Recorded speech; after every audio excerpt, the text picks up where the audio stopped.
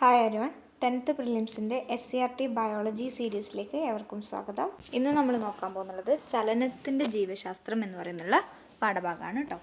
ചലിക്കാൻ പോകുന്നുള്ള അതിൻ്റെ അതായത് ഇപ്പോൾ നമ്മളെ ചലനം അല്ല, ഇതിപ്പോൾ നമ്മൾ ഏതെങ്കിലും ഒരു കളിയിൽ പങ്കെടുക്കണമെങ്കിൽ നമുക്ക് ചലിക്കാൻ സാധിക്കണം. അതുപോലെ തന്നെ നമ്മൾ ഈവൻ ഒരു സിംഗിൾ ആക്ടിവിറ്റി എടുത്താൽ മതി. നമ്മൾ ഭക്ഷണം കഴിക്കുകയാണെങ്കിൽ അവിടെ എന്തൊക്കെ ചലിക്കുന്നുണ്ട്? നമ്മുടെ വായക്ക് അല്ലെ, വായയിൽ നമ്മൾ ഭക്ഷണം ഇട്ട് കഴിഞ്ഞാൽ വായ ചലിക്കുന്നുണ്ട്, അതുപോലെ തന്നെ നമ്മുടെ കൈകൾ ചലിക്കുന്നുണ്ട് അല്ലേ. അങ്ങനെ ഏതൊക്കെയാണ് ഓരോ പ്രവൃത്തിനകത്തും ചലിക്കുന്നുള്ള അവയവങ്ങൾ എന്ന് നിങ്ങൾ മനസ്സിലാക്കണം. അപ്പോൾ ചലനത്തിന് അത്രത്തോളം പ്രാധാന്യം നമ്മുടെ ദൈനംദിന ജീവിതത്തിനകത്തുണ്ട്. അപ്പോൾ ആദ്യം ഇവിടെ പറയുന്നുള്ളത് വ്യായാമത്തിൻ്റെ പ്രാധാന്യമാണ്. ഇതാണ് വ്യായാമത്തിൻ്റെ പ്രാധാന്യം. അപ്പോൾ ഇന്നത്തെ ഒരു ലൈഫ് സ്റ്റൈലിൽ നമുക്ക് നല്ലോണം അറിയാം, വ്യായാമക്കുറവ് നല്ലോണം ഉണ്ട്. അതുകൊണ്ടാണ് ഒരുപാട് ആൾക്കാർക്ക് ഇതുപോലുള്ള ഹൃദ്രോഗങ്ങളും അതുപോലെ തന്നെ അമിത വണ്ണം അതുപോലുള്ള പ്രശ്നങ്ങളൊക്കെ അല്ലെ, കുടവയർ അതുപോലുള്ള പ്രശ്നങ്ങളൊക്കെ വരുന്നുള്ളത്. എന്തുകൊണ്ടാണ്? നമുക്ക് വ്യായാമം ചെയ്യാനുള്ള സമയമില്ല, അല്ലെങ്കിൽ നമ്മൾ വ്യായാമത്തിന് വേണ്ടി ഇറങ്ങുന്നില്ല. അപ്പോൾ എന്തൊക്കെയാണ് ശരിക്കും വ്യായാമത്തിൻ്റെ പ്രാധാന്യം എന്ന് പറയുന്നത്? ഒന്ന്, ശ്വസനവാതകങ്ങളുടെ വിനിമയം കൂടുതൽ കാര്യക്ഷമമാക്കുന്നു അല്ലേ. നമുക്ക് വ്യായാമം ചെയ്യുമ്പോൾ ഒരുപാട് ഊർജ്ജം ആവശ്യമാണ്. അപ്പോൾ ആ ഊർജ്ജം കറക്റ്റായിട്ട് കിട്ടണമെങ്കിൽ നമുക്ക് എന്ത് വേണം? ഓക്സിജൻ വേണം. എങ്ങനെയാണ് ഓക്സിജൻ കിട്ടുക? നമ്മൾ ശ്വസിക്കുന്നതിലൂടെ. അപ്പോൾ ശ്വസനവാതകങ്ങളുടെ വിനിമയം കൂടുതൽ കാര്യക്ഷമമാക്കാൻ ആർക്ക് പറ്റുന്നുണ്ട്? ഈ വ്യായാമത്തിൻ്റെ പ്രാധാന്യം കൊണ്ട് സാധിക്കുന്നുണ്ട്. പിന്നെ വൈറ്റൽ കപ്പാസിറ്റി നമ്മൾ പഠിച്ചിട്ടുണ്ടായിരുന്നു. എന്താണ് വൈറ്റൽ കപ്പാസിറ്റി എന്ന്? ഓർമ്മയില്ലാത്തവർ ഒന്നുകൂടെ പോയി നോക്കണം.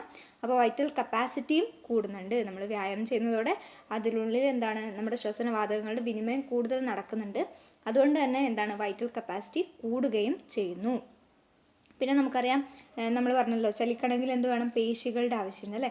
പേശികൾ മൂവ് ചെയ്താൽ മാത്രമേ നമുക്ക് എന്താണ്, പേശികൾ അങ്ങോട്ടും ഇങ്ങോട്ടും എന്താണ് അനങ്ങുന്നുണ്ടെങ്കിൽ മാത്രം, അല്ലെങ്കിൽ പേശികൾ നല്ല ദൃഢതയോടും അതുപോലെ തന്നെ അതിൻ്റെ ക്ഷമത ഒക്കെ കൂടുതലുണ്ടെങ്കിൽ മാത്രമേ നമുക്ക് ചലിക്കാൻ സാധിക്കുകയുള്ളൂ. അപ്പോൾ പേശികളിൽ കൂടുതൽ രക്തലോമികകൾ രൂപപ്പെടുന്നുണ്ട്. വ്യായാമം ചെയ്യുന്ന ഒരു വ്യക്തിയിൽ നമുക്ക് കണ്ടാൽ മനസ്സിലാവും, കൂടുതൽ ലോമികകൾ ഉണ്ടാവും. അതുപോലെ തന്നെ പേശികളുടെ ക്ഷമത വർദ്ധിക്കുകയും ചെയ്യുന്നു. പിന്നെ ഒരു കാര്യമാണ്, നമ്മൾ ഇന്നലെ പറഞ്ഞില്ലേ ആഹാരത്തിൻ്റെ കേസിൽ കൊഴുപ്പ് കൊളസ്ട്രോളായി മാറുന്നു. ആ കൊളസ്ട്രോൾ നമ്മുടെ ഹൃദയത്തിൻ്റെ ഒക്കെ വാൽവിൽ പോയി പറ്റിപ്പിടിക്കുന്നു, അടിഞ്ഞു ചേരുന്നു എന്നൊക്കെ പറഞ്ഞില്ലേ. അപ്പോൾ അങ്ങനെയുള്ള ഈ അടിഞ്ഞു കൂടുന്ന കൊഴുപ്പിനൊക്കെ വിഘടിപ്പിച്ച് പൊണ്ണത്തടി കുറയ്ക്കാനും ആർക്ക് പറ്റും? ഈ വ്യായാമം ചെയ്യുന്നതിലൂടെ പറ്റും. അതുകൊണ്ട് തന്നെ കൂടുതൽ വിയർക്കുകയും ചെയ്യും. നമ്മൾ ഒരുപാട് വ്യായാമം ചെയ്യുന്നതിലൂടെ കൂടുതൽ വിയർക്കും. അപ്പോൾ നമ്മുടെ ശരീരത്തിലുള്ള മാലിന്യങ്ങൾ പുറന്തള്ളുകയും ചെയ്യുന്നു. പിന്നെ നമ്മൾ വ്യായാമം ചെയ്യുമ്പോൾ നമുക്കറിയാം, നമ്മുടെ ഹൃദയത്തിൻ്റെ അല്ലെ ഹാർട്ട് ബീറ്റൊക്കെ വളരെ കൂടും, ഹൃദയസ്പന്ദനമൊക്കെ വളരെ കൂടുതലായിരിക്കും. അതെന്തുകൊണ്ടാണ്? ഒരുപാട് രക്തം എല്ലാ ഭാഗങ്ങളിലൂടെയും രക്തപ്രവാഹം അവിടെ നടക്കുന്നുണ്ട്. അപ്പോൾ ശരീരത്തിൻ്റെ എല്ലാ ഭാഗങ്ങളിലൂടെയുമുള്ള രക്തപ്രവാഹം കൂടുകയാണ് ചെയ്യുക നമ്മൾ വ്യായാമം ചെയ്യുമ്പോൾ. അതുകൊണ്ട് തന്നെ ഹൃദയപേശികൾ ദൃഢമാവുകയും ചെയ്യുന്നു. ഇതൊക്കെയാണ് എന്ത്? വ്യായാമത്തിൻ്റെ പ്രാധാന്യം എന്ന് പറയുന്നത്. അപ്പോൾ ഇങ്ങനെയുള്ള വ്യായാമത്തിൽ നമ്മൾ പങ്കെടുക്കുമ്പോൾ എന്താണ്? കായികക്ഷമത വർദ്ധിക്കുന്നു. അതുപോലെ തന്നെ മാനസിക സമ്മർദ്ദം കുറയ്ക്കാനും ആർക്ക് പറ്റുന്നുണ്ട്? നമ്മുടെ ഈ വ്യായാമത്തിന് പറ്റുന്നുണ്ട്. നമ്മളിപ്പോൾ കേൾക്കുന്നുണ്ടാവും, ഒരുപാട് സൈക്കോളജിസ്റ്റുകളൊക്കെ ഉണ്ടല്ലോ നമുക്ക് ചുറ്റും, കൗൺസിലേഴ്സൊക്കെ ഉണ്ട്. എന്തിനു വേണ്ടിയിട്ടാണ്? മാനസിക സമ്മർദ്ദമാണ് ഓരോരുത്തരെയും തളർത്തുന്നുള്ളത്. അപ്പോൾ ഈ മാനസിക സമ്മർദ്ദം ഇല്ലാണ്ടാക്കാനും അതുപോലെ തന്നെ നമുക്ക് കൂടുതൽ ഉന്മേഷത്തോടെ പ്രവർത്തനങ്ങളിൽ ഏർപ്പെടാനൊക്കെ ആര് നമ്മളെ സഹായിക്കുന്നു? ഈ വ്യായാമം നമ്മളെ സഹായിക്കുന്നു. ഇനി എന്താണ്? നമുക്ക് ഈ ചലനങ്ങൾ എന്ന് പറയുമ്പോൾ പലതരത്തിലുള്ള ചലനങ്ങളുണ്ടല്ലേ. ഇപ്പോൾ നമ്മൾ ഭക്ഷണം കഴിക്കുന്ന ഒരു ഉദാഹരണം ഞാൻ പറഞ്ഞു. ആ ഭക്ഷണം കഴിക്കുമ്പോൾ എന്താണ്? നമ്മൾ അറിഞ്ഞുകൊണ്ട് നമ്മുടെ ഇഷ്ടാനുസരണം ചെയ്യുന്ന ഒരു കാര്യമാണ് ഏത്? ഈ പറഞ്ഞിരിക്കുന്ന ഭക്ഷണം കഴിക്കുമ്പോൾ നമ്മുടെ കൈകളും വായുകളും എല്ലാം അനങ്ങുന്നുള്ളത്. അപ്പോൾ എന്താണ്? ചലനങ്ങൾ നമ്മുടെ ഇഷ്ടാനുസരണം നിയന്ത്രിക്കാവുന്ന ചലനങ്ങളെ നമ്മൾ ഐച്ഛിക ചലനങ്ങൾ എന്ന് പറയുന്നു. ഇനി നമ്മുടെ ഇഷ്ടാനുസരണം നിയന്ത്രിക്കാനാവാത്ത പല ചലനങ്ങളില്ലേ, അതിന് നമ്മൾ അനൈച്ഛിക ചലനങ്ങൾ എന്ന് പറയുന്നു. എന്താണ്? നമ്മുടെ ഇഷ്ടാനുസരണം നിയന്ത്രിക്കാവുന്നതിനെ നമ്മൾ ഐച്ഛിക ചലനങ്ങളെന്നും നമ്മുടെ ഇഷ്ടാനുസരണം നിയന്ത്രിക്കാനാവാത്തതിനെ നമ്മൾ അനൈച്ഛിക ചലനങ്ങൾ എന്നും പറയുന്നു. മനസ്സിലായല്ലോ? അങ്ങനെ രണ്ട് തരത്തിലാണ് ചലനങ്ങൾ വരുന്നുള്ളത്. ഇനി പലതരം പേശികളുണ്ട് നമ്മുടെ ശരീരത്തിനകത്ത്. ഈ പേശികളാണല്ലോ ചലനം സാധ്യമാക്കുന്നുള്ളത്. അപ്പോൾ പേശികൾ എന്ന് പറയുമ്പോൾ 3 തരമാണ് പ്രധാനമായിട്ടുള്ളത്. ഏതൊക്കെയാണ്? അസ്ഥിപേശി, അതിനെ നമ്മൾ രേഖാങ്കിത പേശി എന്ന് കൂടെ പറയും. എന്തുകൊണ്ടാണെന്ന് വെച്ചിട്ടുണ്ടെങ്കിൽ അതിനകത്ത് ഒരുപാട് രേഖകൾ ഇങ്ങനെ രേഖകൾ കാണുന്നുണ്ടല്ലോ. അപ്പോൾ അസ്ഥിപേശീനെ നമ്മൾ രേഖാങ്കിത പേശി എന്ന് കൂടി പറയും. അത് അസ്ഥികളുമായിട്ടാണ് കൂടിച്ചേർന്നിട്ടാണ് കാണുക. അതുകൊണ്ടാണ് നമ്മളതിന് അസ്ഥിപേശി എന്ന് പറയുന്നത്. ഇപ്പോൾ ഈ ചിത്രം കാണുമ്പോൾ മനസ്സിലാവും എന്താ ആകൃതിയാണ്? സിലിണ്ടർ ആകൃതിയാണ്. അതുപോലെ തന്നെ കുറുകെ എന്തുണ്ട്? വരകളുണ്ട്. അതുകൊണ്ടാണ് നമ്മളതിനെ രേഖാങ്കിത പേശി എന്ന് പറയുന്നത്. പിന്നെ ഐച്ഛിക ചലനങ്ങളാണ് സാധ്യമാക്കുന്നത്, അതായത് നമ്മളെ കൺട്രോളിൽ അല്ലേ. അസ്ഥികൾ എന്ന് പറയുമ്പോൾ നമ്മുടെ കയ്യിലൊക്കെ അസ്ഥികളുണ്ട് അല്ലേ, അപ്പോൾ അതിനൊക്കെ ചേർന്നിട്ടുള്ള പേശികളാണ് അസ്ഥിപേശി. ഇനി മിനുസപേശി. എന്താണ് മിനുസപേശി? അത് രേഖശൂന്യ പേശി എന്നറിയപ്പെടും, കാരണം ഇവിടെ രേഖകളില്ല. രേഖശൂന്യ പേശി ഇവരെവിടെയാണ് കാണപ്പെടുന്നത്? മിനുസപേശിയാണ്. അതുകൊണ്ട് തന്നെ എവിടെയാണ്? നമ്മുടെ ആമാശയം, ചെറുകുടൽ തുടങ്ങിയ ആന്തരാവയവങ്ങളിലാണ് ഈ മിനുസപേശി കാണപ്പെടുന്നത്. നമ്മുടെ രക്തക്കുഴലിൽ, ആമാശയത്തിൽ, ചെറുകുടലിലൊക്കെയാണ് ഇവരെ കാണപ്പെടുന്നത്. പിന്നെ ഷേപ്പ് ഉണ്ടല്ലോ, സ്പിൻഡിൽ ആകൃതിയാണ് അതിനുള്ളത്. കുറുകെ വരകളില്ല. ഇവിടെ അനൈച്ഛിക ചലനങ്ങളാണ്. നമ്മളെ ചെറുകുടലിലുള്ള ചലനങ്ങൾ നമ്മൾ അറിയുന്നുണ്ടോ? ഇല്ല. നമ്മളെ കൊണ്ട് കൺട്രോൾ ചെയ്യാൻ പറ്റുന്നുണ്ടോ? ഇല്ല. ആമാശയത്തിലുള്ള ചലനങ്ങൾ നമ്മൾ അറിയുന്നുണ്ടോ? കൺട്രോൾ ചെയ്യാൻ പറ്റുന്നുണ്ടോ? ഇല്ല. അപ്പോൾ നമ്മളെ നിയന്ത്രണത്തിലല്ല അതൊന്നും. അതുകൊണ്ട് ഇത് മിനുസപേശി എന്താണ്? അനൈച്ഛിക ചലനങ്ങൾ സാധ്യമാക്കുന്ന പേശിയാണ്. പിന്നെ ഹൃദയപേശി. ഹൃദയപേശി എന്ന് പറയുമ്പോൾ എന്താണ്? ഹൃദയഭിത്തിയിൽ കാണപ്പെടുന്ന പേശികളാണ്. ഇവിടെ ശാഖകളായി പിരിഞ്ഞിട്ടുണ്ട്. ഹൃദയപേശി എന്താണ്? ശാഖകളായി പിരിഞ്ഞിട്ടുണ്ട്. ഇവിടെയും കുറുകെ വരകൾ കാണുന്നുണ്ട്. ഇവിടെയും അനൈച്ഛിക ചലനങ്ങളാണ് അല്ലേ. നമ്മുടെ ഹൃദയത്തിൽ നടക്കുന്ന പ്രവർത്തനങ്ങൾ നമ്മളെ കൊണ്ട് നിയന്ത്രിക്കാൻ പറ്റുന്നതല്ല. അതുകൊണ്ട് തന്നെ അതെന്താണ്? അനൈച്ഛിക പേശികളാണ്. അപ്പോൾ 3 തരത്തിലുള്ള പേശികൾ മനസ്സിലായല്ലോ. എവിടെയാണ് കാണപ്പെടുന്നത് എന്നുകൂടി നമ്മൾ മനസ്സിലായല്ലോ. ഇനിയാണ് പേശീക്ലമം എന്ന് പറയുന്നത്. അതായത് നമ്മൾ വ്യായാമം ചെയ്യുന്നതൊക്കെ നല്ലതാണ്. അങ്ങനെ വിശ്രമമില്ലാതെ നമ്മൾ കഠിനമായിട്ട് അധ്വാനിക്കുകയാണ്, അല്ലെങ്കിൽ കഠിനമായിട്ട് നമ്മളൊരു പണിയിൽ ഏർപ്പെടുകയാണ്, നമ്മുടെ ബസ്സിലൊക്കെ ഒരുപാട് പണിയെടുക്കുകയാണ്. അത് ഉദാഹരണത്തിന് ഇപ്പോൾ വ്യായാമം അല്ലെങ്കിൽ നമ്മൾ കളിക്കുകയൊക്കെ ചെയ്താൽ നമ്മൾ പിറ്റേ ദിവസം നമ്മൾ പറയൂലേ, മസിൽ പെയിൻ ഉണ്ട് എന്ന് പറയും. കാലിനും കൈക്കൊക്കെ വല്ലാത്ത വേദന ഉണ്ടാവും. അതെന്തുകൊണ്ടാണെന്ന് വെച്ചിട്ടുണ്ടെങ്കിൽ ഇങ്ങനെ വിശ്രമമില്ലാതെ നമ്മൾ അധ്വാനിക്കുമ്പോൾ വേണ്ട അളവിൽ ഓക്സിജൻ നമ്മുടെ പേശികൾക്ക് കിട്ടില്ല. നമ്മുടെ പേശികൾക്കും വർക്ക് ചെയ്യണമെങ്കിൽ എന്ത് വേണം? ഓക്സിജൻ വേണം അല്ല. അവർക്ക് ഊർജ്ജം വേണം. ഊർജ്ജം വേണമെങ്കിൽ എന്ത് വേണം? ഓക്സിജൻ വേണം. അപ്പോൾ വേണ്ട അളവിൽ ഇങ്ങനെ ഓക്സിജൻ കിട്ടാതെ വരുമ്പോൾ എന്ത് സംഭവിക്കുന്നു? ഈ പേശികളിൽ ലാക്റ്റിക് ആസിഡ് വന്നിട്ട് അടിഞ്ഞുകൂടും. എന്താണ്? വേണ്ട അളവിൽ ഓക്സിജൻ കിട്ടാതിരിക്കുമ്പോൾ അവായു ശ്വസനം വഴി അവരെന്ത് സംഭവിക്കും? ലാക്റ്റിക് ആസിഡ് അവിടെ അടിഞ്ഞുകൂടും. അപ്പോൾ അവായു ശ്വസനവും നമ്മൾ പഠിച്ചിട്ടുണ്ടായിരുന്നു. അവായു ശ്വസനം അല്ലേ, എന്താണ്? ഓക്സിജൻ ഇല്ലാതെ നമ്മൾ ശ്വസിക്കുന്നതിനെയാണ് നമ്മൾ അവായു ശ്വസനം എന്ന് പറയുക. അങ്ങനെ ആ വായു ശ്വസനം വഴി നമ്മുടെ പേശികളിൽ ലാക്റ്റിക് ആസിഡ് അടിഞ്ഞുകൂടും. അങ്ങനെ ഈ ലാക്റ്റിക് ആസിഡ് അടിഞ്ഞുകൂടുമ്പോൾ അവിടെ എന്താ സംഭവിക്കുന്നത്? ആസിഡ് കൂടുമല്ലേ. അപ്പോൾ അസിഡിറ്റി അവിടെ ഉയരുകയും ചെയ്യും. അതുകൊണ്ട് ഒരുപാട് രാസാഗ്നികളുടെ പ്രവർത്തനം അവിടെ മന്ദീഭവിപ്പിക്കുകയും ചെയ്യും. അതുകൊണ്ട് തന്നെ നമ്മുടെ പേശികൾ ക്ഷീണിക്കുകയും അതുപോലെ തന്നെ സങ്കോചിക്കാനുള്ള കഴിവ് താൽക്കാലികമായിട്ട് നഷ്ടപ്പെടുകയും ചെയ്യും. അപ്പോഴാണ് നമുക്ക് പേശീക്ലമം ഉണ്ടാവുക. വിശ്രമിക്കുമ്പോൾ ഈ ആസിഡ് നീക്കം ചെയ്യും. പിന്നീട് നമ്മൾ വീണ്ടും എന്താണ്? ഉഷാറായി തിരിച്ചു വരും. അപ്പോൾ മനസ്സിലായല്ലോ എന്താ നമ്മൾ പറഞ്ഞത്? വിശ്രമമില്ലാതെ നമുക്ക് മസിൽ പെയിൻ വരുന്നത് നിങ്ങൾക്കറിയാമല്ലോ. അതിന് ബാക്കിലുള്ള ശാസ്ത്രമാണ് ഇവിടെ പറഞ്ഞത്. അതിൻ്റെ ബാക്കിലുള്ള സയൻസ് എന്താണ്? ലാക്റ്റിക് ആസിഡാണ് അവിടെ അടിഞ്ഞു കൂടുന്നുള്ളത്. എന്തുകൊണ്ടാണ് ലാക്റ്റിക് ആസിഡ്? അവായു ശ്വസനം. അത് ആ പോയിന്റ് ഓർത്തോക്കണം. അവായു ശ്വസനമാണ് അവിടെ നടക്കുന്നുള്ളത്. കാരണം വേണ്ട അളവിൽ ഓക്സിജൻ ഇല്ല. അപ്പോൾ അവായു ശ്വസനം നടക്കുന്നു. അപ്പോൾ നമുക്ക് ലാക്റ്റിക് ആസിഡ് അടിഞ്ഞു കൂടുന്നു. അപ്പോൾ വേദന അനുഭവിക്കുന്നു. അങ്ങനെ ആ ലാക്റ്റിക് ആസിഡ് വിശ്രമിക്കുമ്പോൾ എന്ത് സംഭവിക്കുന്നു? നമ്മുടെ ബോഡിയിൽ നിന്ന് നീക്കം ചെയ്യപ്പെടുന്നു. നമ്മൾ ഉഷാറായി തിരിച്ചു വരുന്നു. അപ്പോൾ അത്രയും കാര്യങ്ങൾ മനസ്സിലായല്ലോ. ഇനി നമ്മൾ പറയാൻ പോകുന്നത് അസ്ഥികളും ചലനവും. നമ്മൾ പറഞ്ഞു പേശികൾ വേണം നമുക്ക് ചലിക്കാൻ എന്ന് പറഞ്ഞു. അതുപോലെ തന്നെയാണ് അസ്ഥികളും അല്ലേ. നമ്മൾ മുന്നത്തെ ക്ലാസ്സിൽ തന്നെ പറഞ്ഞിട്ടുണ്ടായിരുന്നു. പലതരം സന്ധികളെക്കുറിച്ചൊക്കെ നമ്മൾ പറഞ്ഞിട്ടുണ്ടായിരുന്നില്ലേ? കൈമുട്ട്, കാൽമുട്ട്, അതുപോലെ തന്നെ വിജാഗിരി സന്ധി അല്ലേ, കാൽമുട്ട്, കൈമുട്ട്. പിന്നെ ഏതായിരുന്നു നമ്മൾ പറഞ്ഞ നമ്മുടെ തോളിലുള്ളത്, കൈയിൻ്റെ തോളിലുള്ളത്, അതുപോലെ തന്നെ അരക്കെട്ടിലുള്ളത്, അങ്ങനെ പലതരം സന്ധികളെ കുറിച്ച് നമ്മൾ പറഞ്ഞിട്ടുണ്ടായിരുന്നില്ലേ? അത് തന്നെയാണ് ഇവിടെയും പറയുന്നത്. അപ്പോൾ നമ്മുടെ അസ്ഥികളും പേശികളും ഒരുമിച്ച് ചേർന്നിട്ടാണ് നമ്മുടെ ശരീരത്തിലെ ചലനങ്ങൾ സാധ്യമാക്കുന്നത്. ഓക്കെ, പേശികളും അസ്ഥികളും ഒരുമിച്ച് ചേർന്നിട്ടാണ്.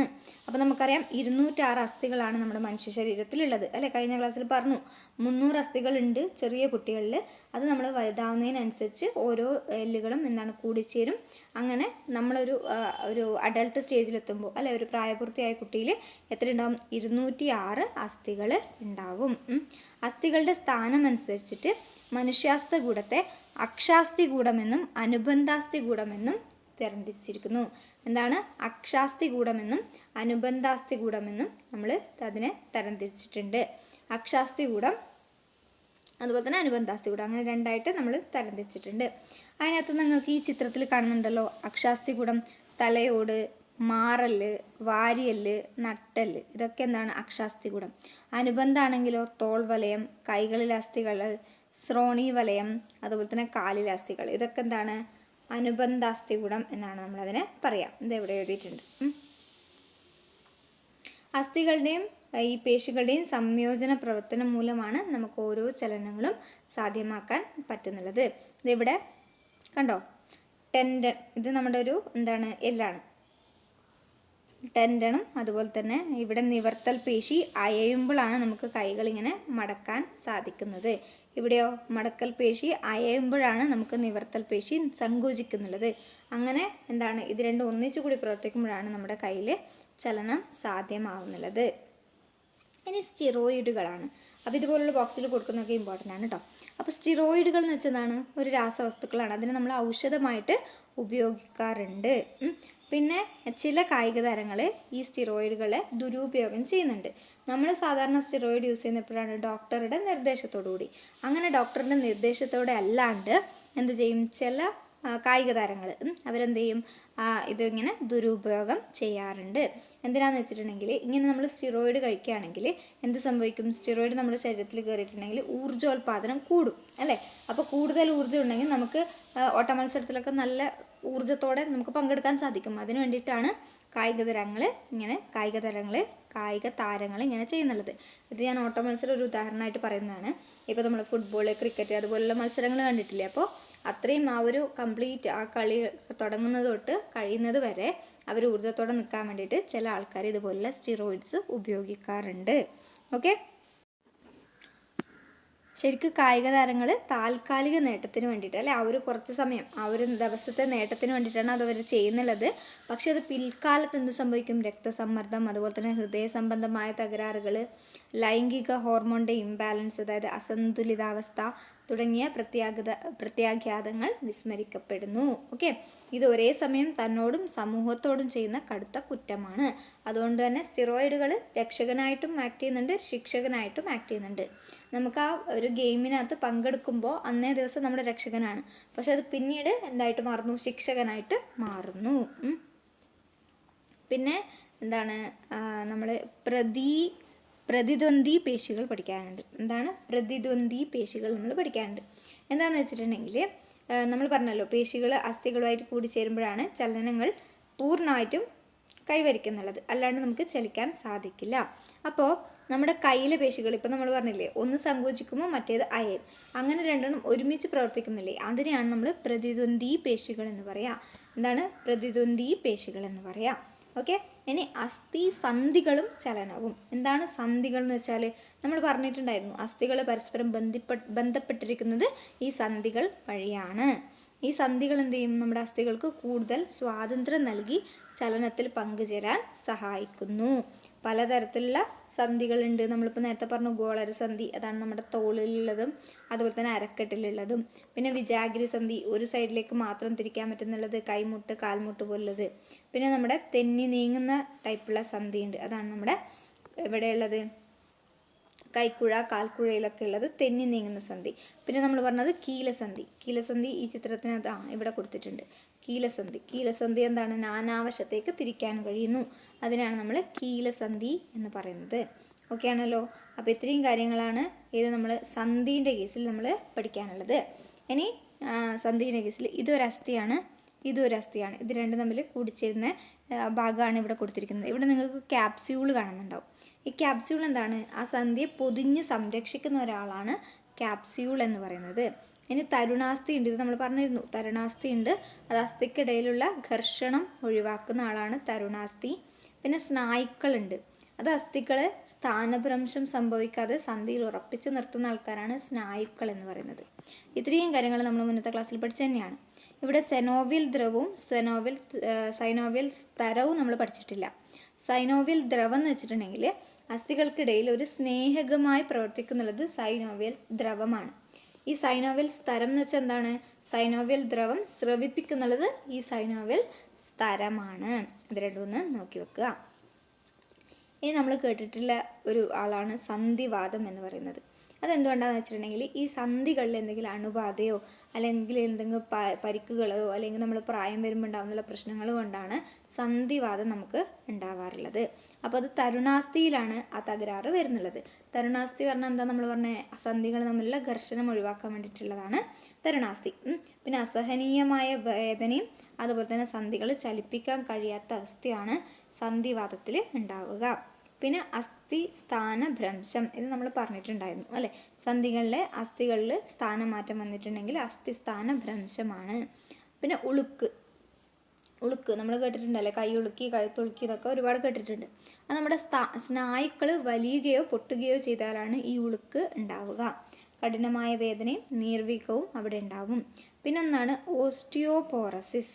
ഇവിടെ എന്ന് വെച്ചിട്ടുണ്ടെങ്കിൽ നമ്മുടെ അസ്ഥികൾക്ക് ബലക്ഷയാണ് ഉണ്ടാവുന്നത്. വിറ്റാമിൻ ഡിയുടെ കുറവ് അതുപോലെ തന്നെ കാൽസ്യത്തിൻ്റെ കുറവ് ഇതൊക്കെ കൊണ്ടാണ് ഓസ്റ്റിയോപോറസിസ് ഉണ്ടാവുക. പ്രധാനമായിട്ട് നമ്മുടെ ഇടുപ്പല്ല്, മണിബന്ധം, നട്ടല് എന്നീ ഭാഗങ്ങളെയാണ് കൂടുതലായിട്ട് ബാധിക്കുന്നത്. പിന്നെ പേശീക്ഷയം ഉണ്ടാവുന്നുണ്ട്, അതായത് പേശികൾക്ക് നാശം ഉണ്ടാവുന്നു. അതിനാണ് നമ്മൾ പേശീക്ഷയം എന്ന് പറയുന്നത്. സാധാരണയായത് ആൺകുട്ടികളിലാണ് കാണപ്പെടുക. പിന്നെ പേശിക്ക് പുറത്ത് അസ്ഥികൂടം ഉണ്ടാവുന്നുള്ള കുറച്ച് ഓർഗാനിസംസ് ആണ് ഇവിടെ കൊടുത്തിരിക്കുന്നത്, ജീവികൾ നമ്മൾ കണ്ടിട്ടുണ്ട്. ഉദാഹരണത്തിന് കുഞ്ഞുദാഹരണം നമ്മുടെ ഒച്ചൊക്കെ. അപ്പോൾ നട്ടലുകളുള്ള ജീവികളിലെല്ലാം പേശികൾക്കുള്ളിലാണ് അസ്ഥികൂടം കാണപ്പെടുന്നത്. അപ്പോൾ നട്ടലുള്ളവർക്കെല്ലാം എന്താണ്, പേശിക്കുള്ളിലാണ് അസ്ഥികൂടം. എന്നാൽ എന്താണ് നട്ടലില്ലാത്ത ജീവികളിൽ അതിന് പുറത്താണ് ഉണ്ടാവുക. അതിനാണ് നമ്മൾ ബാഹ്യാസ്ഥികൂടം അതുപോലെ തന്നെ ആന്തരാസ്ഥികൂടം എന്ന് പറയുന്നത്. മുൻ ക്ലാസ്സിൽ നമ്മൾ പഠിച്ചിട്ടുണ്ട്. ഓക്കെ ആണല്ലോ.